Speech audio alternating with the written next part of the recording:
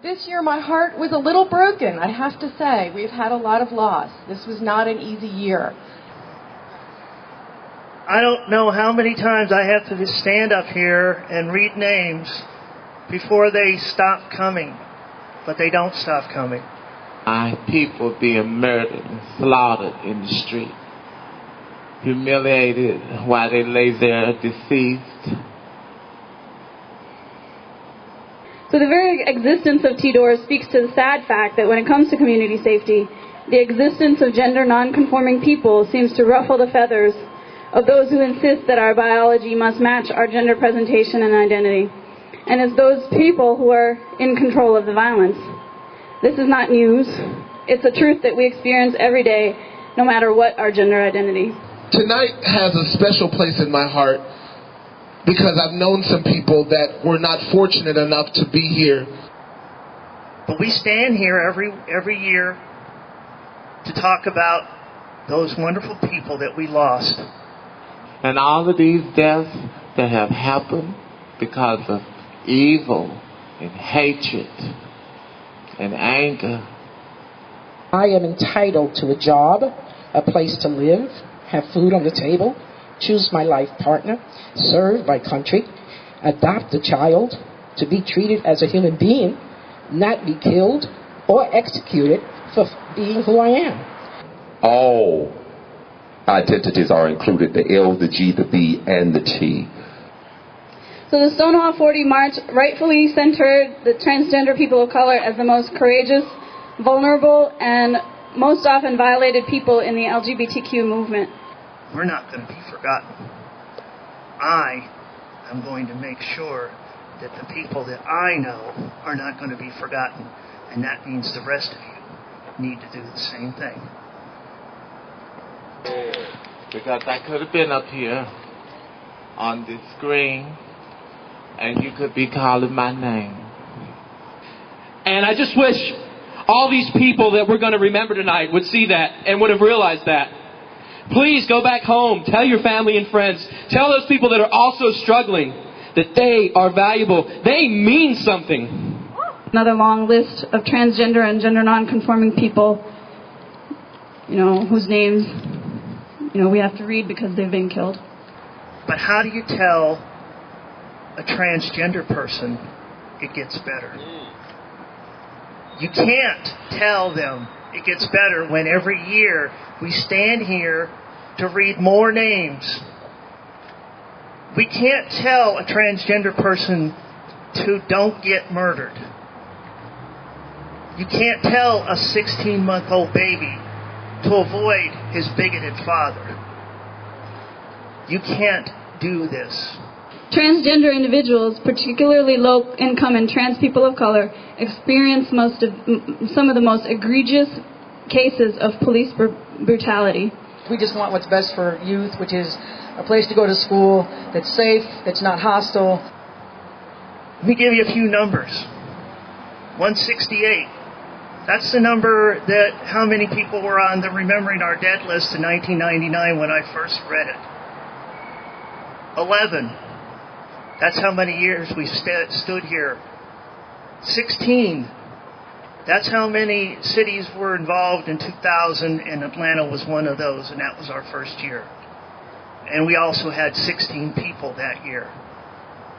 And 16 is also the age of the youngest victim, 16 months, not 16 years. The questions of community safety and who's counted as community are not new, nor are they simple. First, I have to give praises and glory and honor to my God who art in heaven, because He is my creator. He created a beautiful being, and He has given me the strength to stand here before you as a survivor. I come from a Christian background, and I follow the teachings of an old Jewish carpenter who said that part of what we're here to do is to let the oppressed go free.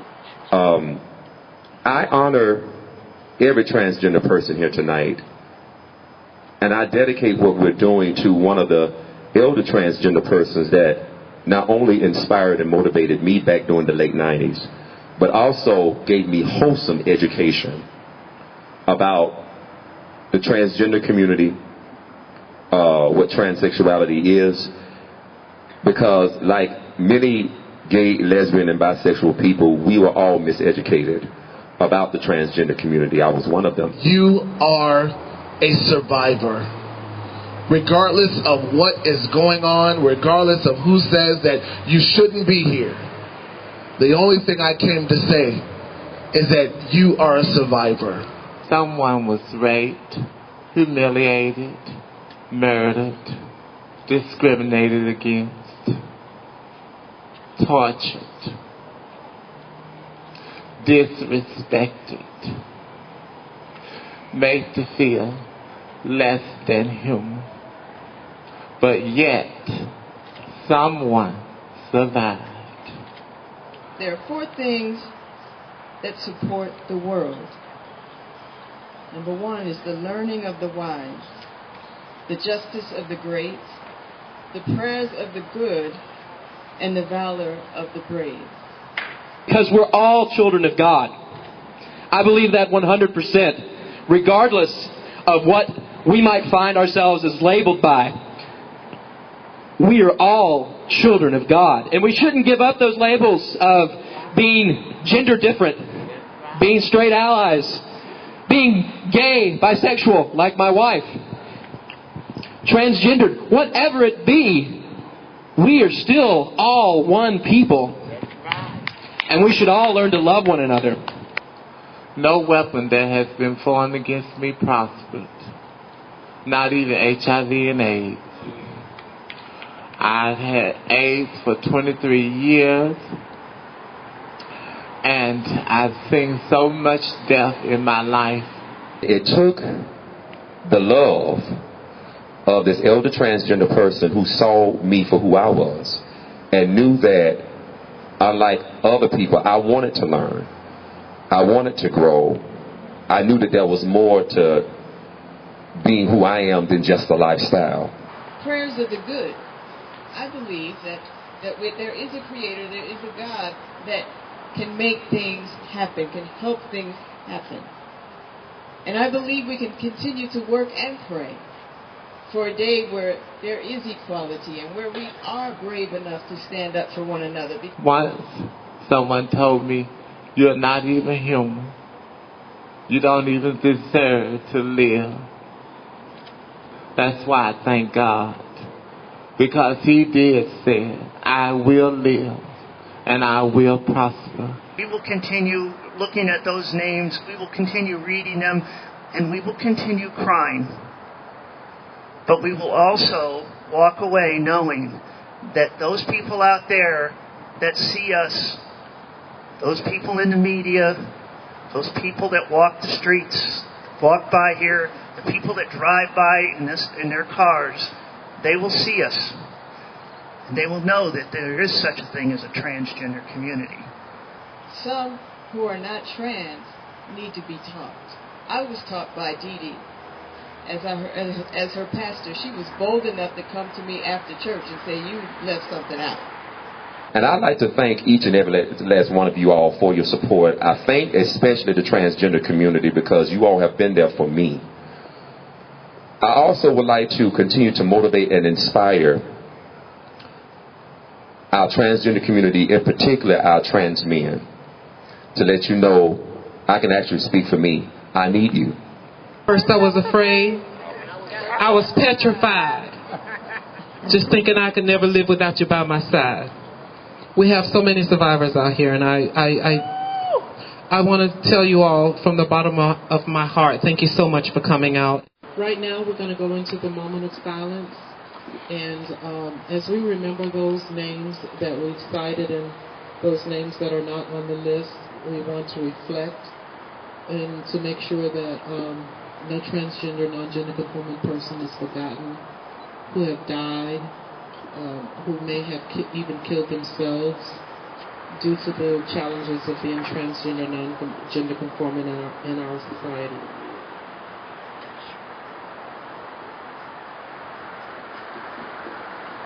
So now we're going to pause for a moment of silence.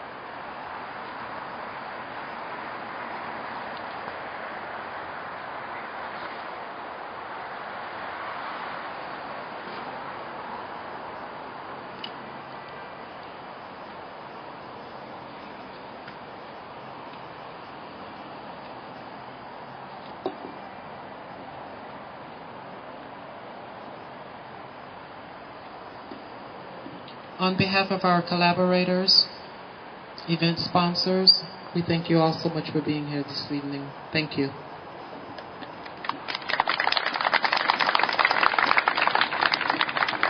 Please join us here next year for Transgender Day of Remembrance 2011. Thank you so much.